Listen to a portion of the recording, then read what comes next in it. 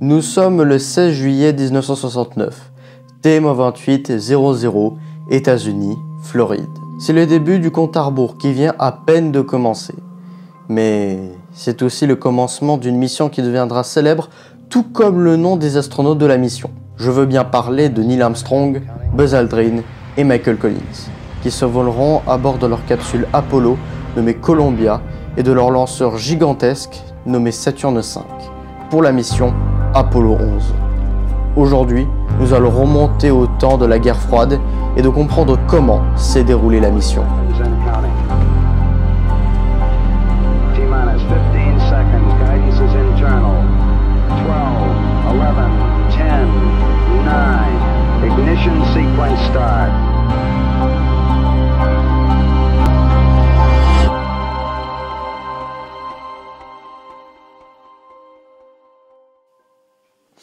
La mission Apollo 11 s'est donc déroulée en temps de guerre froide.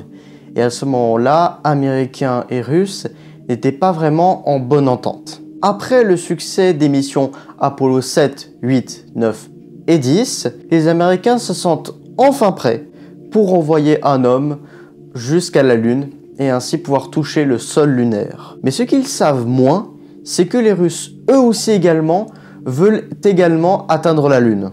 Mais finalement, le projet fut un échec et les Russes vont finalement décider par l'abandonner. Les États-Unis, de leur côté, ont toutes les chances d'y arriver. Mais ce qu'ils savent moins, c'est que les Russes, eux, ils ont également un programme, mais ils ont aussi également pas du tout les moyens d'y arriver. Et du coup, les États-Unis vont se précipiter pour en effet mettre Armstrong sur la Lune. Et c'est ainsi qu'on arrive au 16 juillet 1969. Ce matin-là, la fusée est déjà presque prête à être lancée et elle est installée actuellement sur le pas de tir 39A du Kennedy Space Center.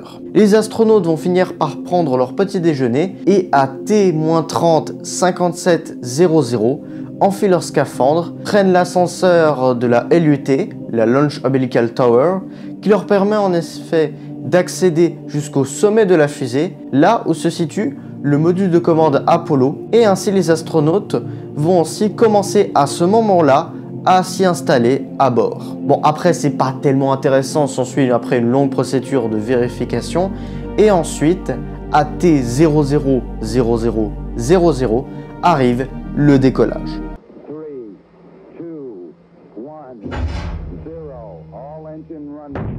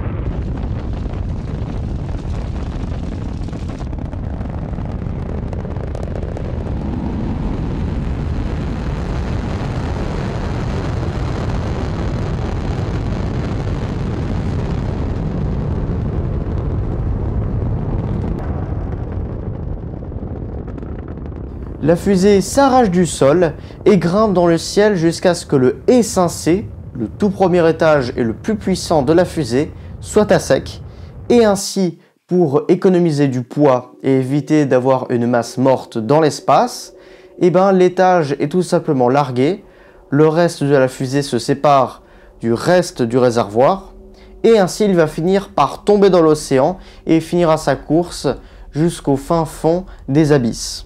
Le second étage de la fusée, le S2, prend le relais et propulse la fusée jusqu'à atteindre l'espace. Mais avant que le troisième étage se mette lui aussi à feu, eh ben, on éjecte la tour de sauvetage. Ce système est très efficace, mais cependant il n'a été utilisé qu'une fois. Non pas dans le programme Apollo, ni même pas dans celui de Gemini ni Mercury, mais uniquement du côté russe. Bref, lorsque le S2 est à sec, le S4B se sépare et ainsi effectue la mise en orbite finale et il éteint son moteur. Une fois que le S2 est enfin à sec, le S4B se sépare du S2 et finit la mise en orbite. Après la mise en orbite, et donc pour économiser du carburant, et bien ensuite le moteur va se rallumer et effectuer une manœuvre orbitale nommée le transfert de Hohmann. Alors le transfert de Hohmann, c'est globalement une manœuvre orbitale complexe qui grosso modo a comme pour objectif de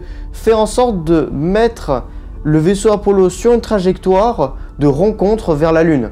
Et donc, soit disant passant, envoyer le vaisseau Apollo vers la Lune. Et donc pour cela, le S4B rallume son moteur, effectue la manœuvre et ainsi rééteint à nouveau son moteur. Une fois que la manœuvre orbitale a enfin été faite, le module de commande se sépare du S4B. En se séparant, ça va en effet ouvrir la coiffe et ainsi libérer le LEM qui était alors emprisonné à l'intérieur. Le module de commande, ou plus précisément le vaisseau Apollo, va en effet faire une rotation de 180 degrés sur lui-même, et ainsi pour avoir le port d'amarrage en face de celui du LEM qui est un port femelle. Et une fois que le module de commande récupère enfin le LEM et le extirpe du S4B, et bien ce dernier, le S4B avant, était laissé comme ça. Globalement, il était laissé un peu à l'abandon, pas littéralement, mais plus précisément que son moteur était rallumé pour ainsi le mettre en orbite solaire.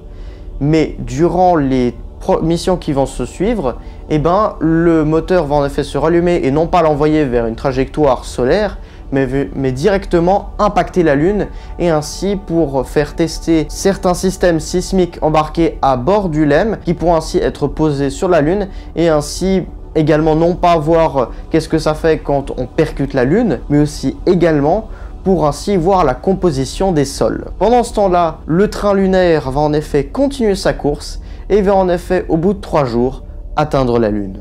Une fois que le vaisseau Apollo fut enfin capturé par la Lune, et ben le vaisseau Apollo rallume son moteur pour ainsi permettre de freiner le vaisseau et le train, et ainsi de se faire capturer par la Lune.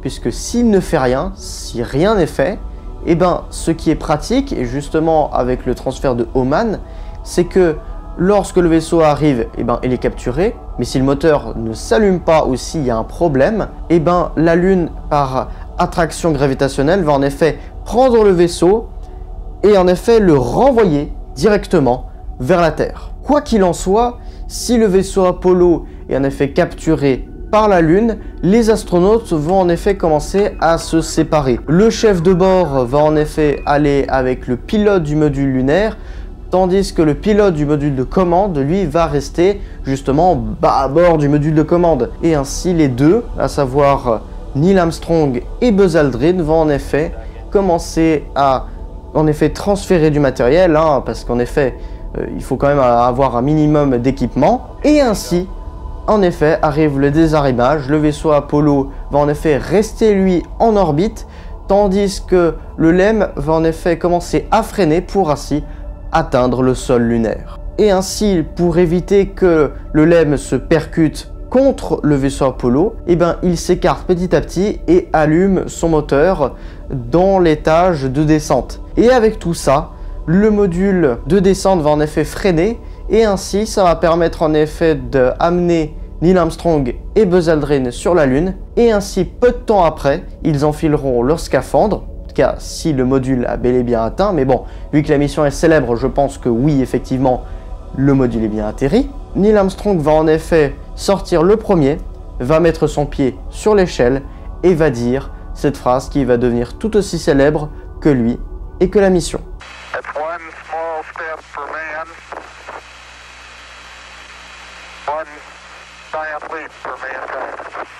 Vient ensuite après l'installation du matériel scientifique, puisque la mission est non pas pour montrer que les États-Unis sont les plus forts, mais aussi également pour en effet prendre des mesures sur la Lune et aussi également voir comment est composé les sols et surtout quelle distance sépare la Lune et la Terre. Et justement, il y aura un sismomètre qui sera embarqué à bord du vaisseau et également le captadioptre qui justement va en effet mesurer la distance. Mais il y aura aussi peu de temps après aussi également la récupération des roches pour ainsi les analyser plus tard en labo une fois réentrés sur Terre. Mais il y aura aussi après l'invention qui aura tout bouleversé, ce sera le rover lunaire qui apparaîtra durant la mission Apollo 15. Bon, en effet, on est plutôt d'accord que du côté de Buzz Aldrin et de Neil Armstrong, ça va plutôt, c'est plutôt tranquille en soi. Ils font uniquement les plantées de drapeaux, les sismomètres, bref, c'est les premiers en effet à mettre le pied sur la Lune. Mais qu'en est-il du côté de Michael Collins? Je vous rappelle tout de même qu'il est et il doit rester à bord du module de commande et il doit en effet veiller et surtout préparer le module lorsque le module de remontée du LEM finira par le rejoindre. En effet, même s'il ne fait pas grand-chose à l'intérieur, eh ben, il va quand même avoir un rôle important puisque c'est lui notamment qui va rapporter la plupart des clichés lunaires. En effet, la plupart des photos qu'on voit à la surface ont été prises par Neil Armstrong et Buzz Aldrin, mais ensuite, les photos vues du ciel et surtout vues du haut, et ben ça a été fait justement par Michael Collins et ça a justement permis en effet de cartographier un peu plus notre satellite.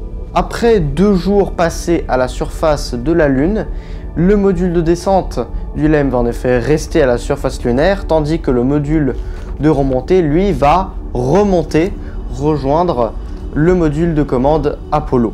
Et une fois que le module de commande soit arrimé à nouveau au LEM, ou plutôt de ce qui reste du LEM, et ben les 3 astronautes sont enfin réunis et tous les échantillons qui ont été amenés à bord du LEM sont transférés à bord du module de commande Apollo et ainsi toutes les expériences, etc., les données scientifiques, etc., tout passe par le module de commande qui lui va en effet retomber en effet dans l'atmosphère et rentrer sur Terre, tandis que le LEM lui va être largué, tout comme le module de service, mais ça ce sera après, quelques instants après que tout soit transféré. Ainsi, une fois le transfert effectué, le module de commande et le vaisseau Apollo se séparent du LEM, qui lui va en effet rester un peu en orbite lunaire. Et ainsi, le module de service avec son moteur va en effet se rallumer pour ainsi renvoyer les Américains directement vers la Terre et vers l'océan Pacifique.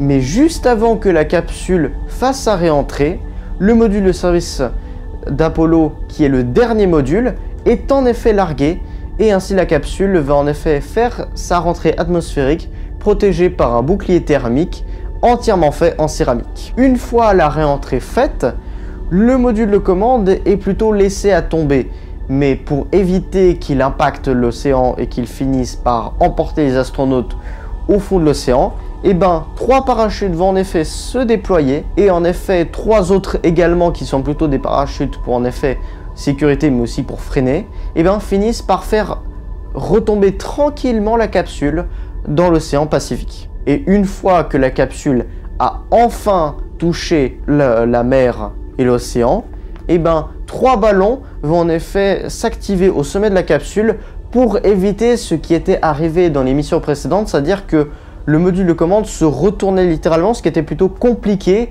quand on voulait par exemple ouvrir la trappe et faire sortir les astronautes. Et donc pour faciliter les choses, on met ces ballons remplis d'air pour ainsi faire en sorte que la masse s'équilibre et qu'ainsi que le cône reste parfaitement horizontal par rapport à l'océan. Et voilà, la mission est enfin terminée. Après la mission Apollo 11, les États-Unis ne sont absolument pas du tout arrêtés à là. Ils vont en effet continuer à envoyer des astronautes. 12 astronautes américains ont pu fouler le sol lunaire et quelques-uns d'entre eux ont pu même conduire à la surface de la Lune. La Lune reste toujours actuellement un des centres et l'une des activités principales de la NASA, notamment avec le programme Artemis qui vise à justement renvoyer des êtres humains, mais plus précisément des femmes, sur la Lune, puisque pour le grand retour, ce n'a été que des hommes. Principalement dans le programme Apollo, jamais eu une femme qui a pu fouler le sol lunaire. Et ainsi, pour ainsi symboliser le retour d'un être vivant sur la Lune, ils décident pour cette fois-ci que ce soit bel et bien une femme. Mais j'en ai déjà parlé dans une ancienne vidéo et bien évidemment ça, c'est une autre histoire.